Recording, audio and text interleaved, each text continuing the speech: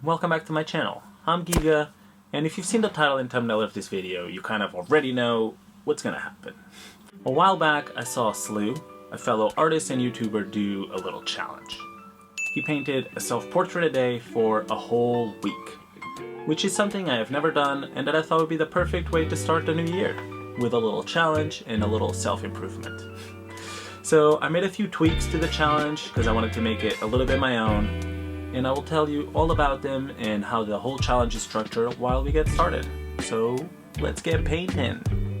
And we start with this blissful reference photo of my friend Ze, which highlights one of the differences between the challenge I'm doing and the one SLEW did. He did a different self-portrait each day, and I decided to get other people involved. So I reached out on my Instagram, which you can find down below, and asked my friends for some reference photos. Another difference is that he painted with oils, and I'll be using my trusted acrylics, since it's the medium I'm most comfortable with. And the last difference is that SLEW switched up the color palette he used between different days. I'll be doing some other different types of challenges to make my life a little harder.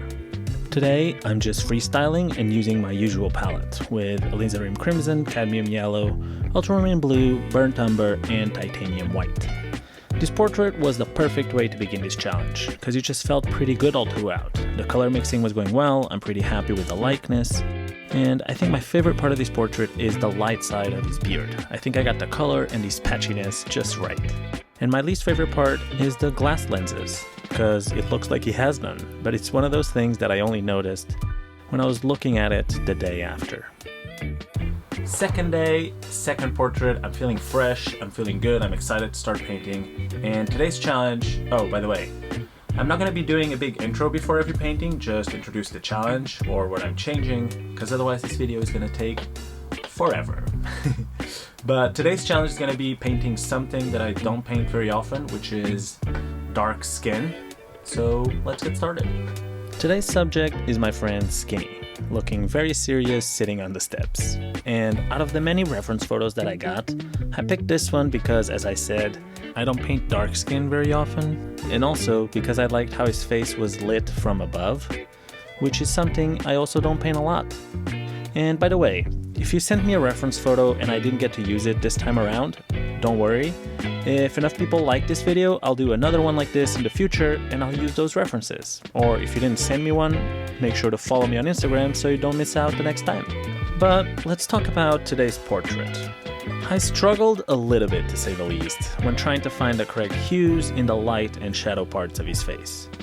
I was seeing some purple tones where the light was hitting his skin, but they weren't originally flowing well with the shadow side, so I had to fumble with it a little bit. But I'm happy with how we ended up. Some good likeness, and my favorite part is his chin beard. Is this maybe a trend? I like how subtle it looks.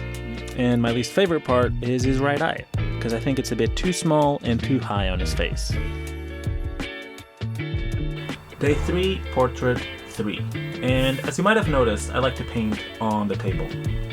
So to challenge myself today, I decided to try and paint on an easel. So let's go. With these beautiful golden hour tones on my friend Lisa's face, we had everything to go right. But it went exactly the opposite. Again, I picked reference photos that had interesting lights and expressions, but here, the light is exactly what tripped me up. She had the direct sunlight on part of her face, which was fine, but the shadow side had some sort of bounce light on it that I couldn't quite wrap my head around. If to that problem you add the fact that I was painting on an easel and my brush control went down significantly, you have a recipe for disaster. But nothing like a little perseverance can handle, and after a little bit more work on her face, like you can see me doing now, I got it to a point where I felt comfortable with it for a daily portrait, so I moved on to finish the rest of the painting. So far, I think this is the least successful of the 3 portraits I've done. The likeness is not exactly there. Again, I think the right eye is a little bit too high, so that's my least favorite part. And my favorite part is the light hitting her smile crease on the right corner of her mouth / cheek area. I think that part looks good. Day 4.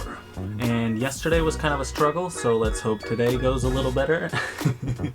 But today's challenge is going to be to use a limited color palette. More specifically, the Zorn palette, which I've only used one time in the past.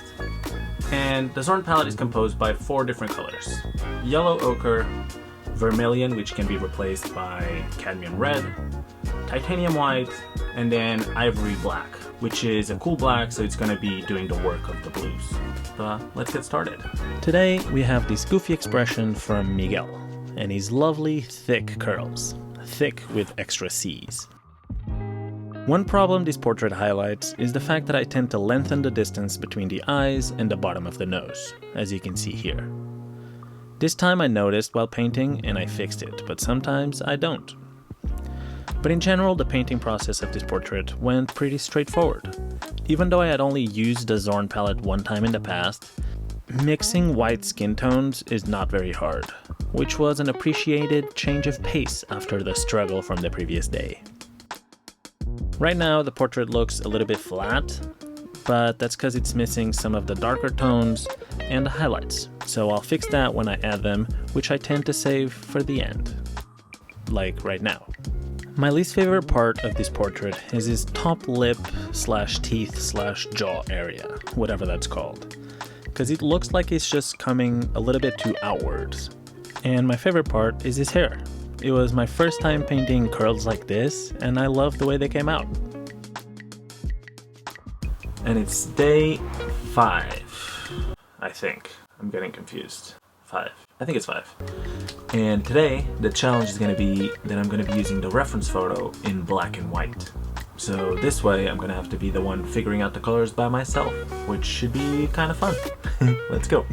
Here we have the black and white reference photo of my friend G, giving us a little cheeky wank, with some cool sunglasses and her nice short bob cut.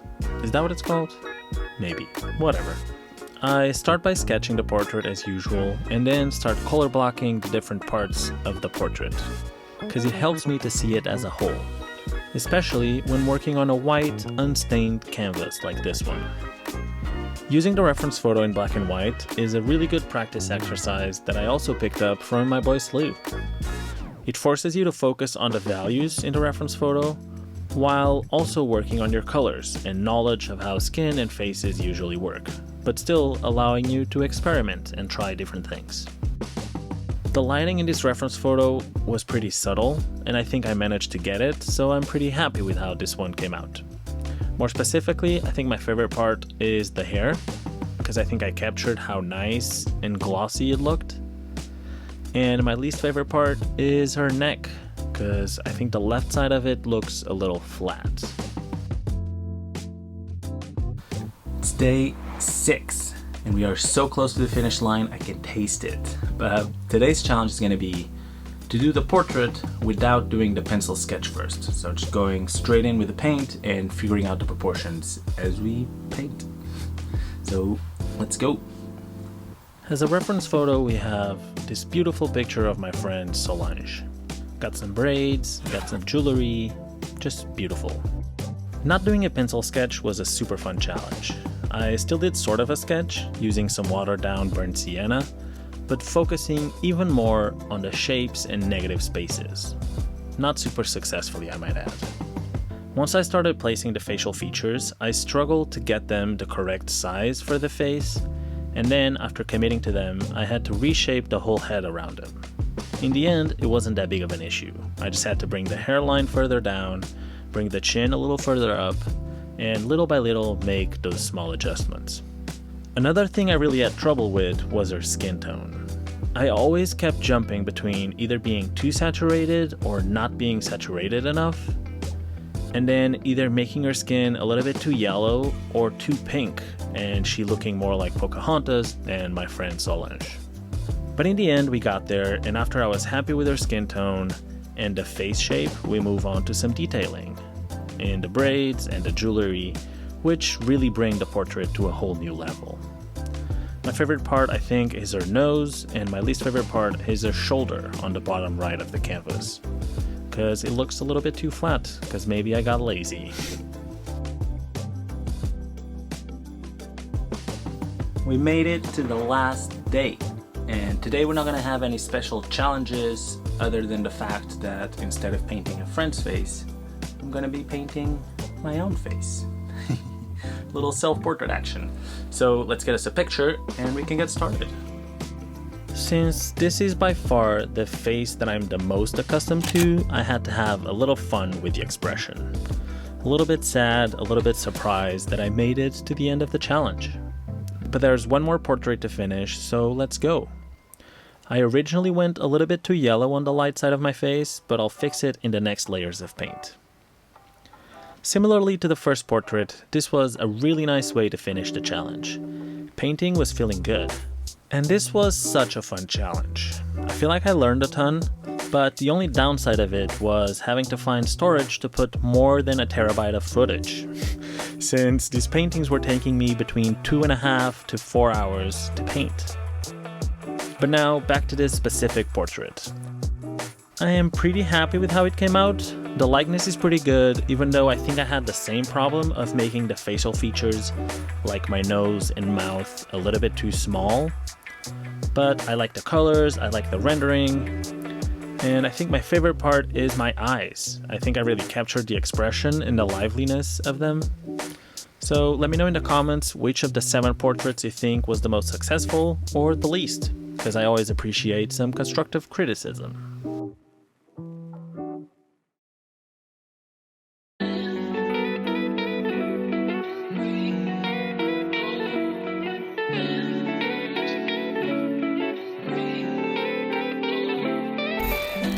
And we finally finished the challenge. If you made it this far into the video, please consider subscribing to the channel or leaving a like because it helps me out. But in terms of the challenge, I am super happy with how all of the different paintings came out. I feel like I definitely improved in my painting practice and definitely in my speed in which I can paint a portrait. So I would call it a success. So thank you, SLEW, for suggesting it. And if you do try out the challenge for yourself, please tag me in it so I can see how you do. And I'll see you in the next video. Bye! With a little challenge and a little self-improvement. Why are cars honking? Why?